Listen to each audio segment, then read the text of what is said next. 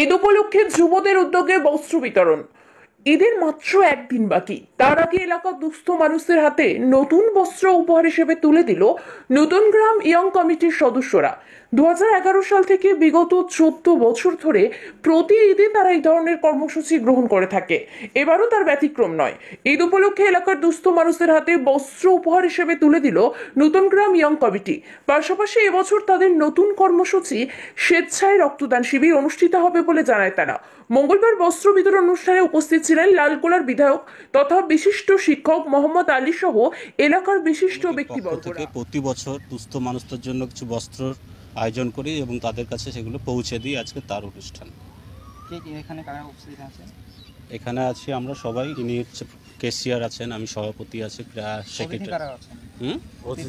এখানে অতিথি আছে এমএলএ মোহাম্মদ আলী সাহেব, এবং আছে গ্রাম পঞ্চায়েতের যারা মেম্বার আছেন, উপপ্রধান আছেন, তারা আছেন, এবং বিশিষ্ট সমাজসেবীরা উপস্থিত আছেন। আমরা এই কর্মসূচি 2011 সাল থেকে করে আসছি। এবার 14 বছর চলছে। হ্যাঁ, প্রত্যেক বছর আমরা প্রায়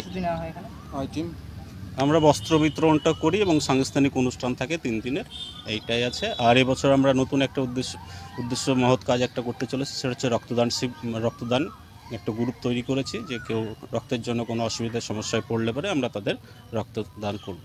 আচ্ছা, এখানে আপনাদের আমাদের এই ঈদ উপলক্ষে আমরা যে ইয়ং কমিটি ইয়ং ব্যাচলে আমরা যে সময় কমিটিটা তৈরি করেছিলাম, সকলেই আমরা স্কুল পড়ুয়া ছিলাম, ইয়াং ছিলাম, সেই সময় আমরা উদ্যোগটা নিয়েছিলাম। এখন পর্যন্ত আমরা চালিয়ে যাচ্ছি।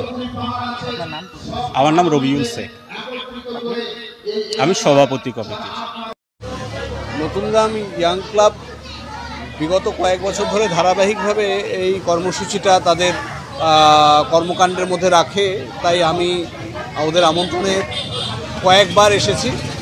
খুব ভালো লাগে, এবং তারা যে ধারাবাহিকভাবে এটা বজায় রাখছে, এটা আরও বড় কথা। শুরু তো যে কেউ করে, শুরু করে 1 বছর 2 বছর পরে সবাই ক্লান্ত হয়ে বন্ধ হয়ে যায়, ধারাবাহিকতা থাকে না। এদের ধারাবাহিকতা আছে এবং খুব ভালো কাজ করছে।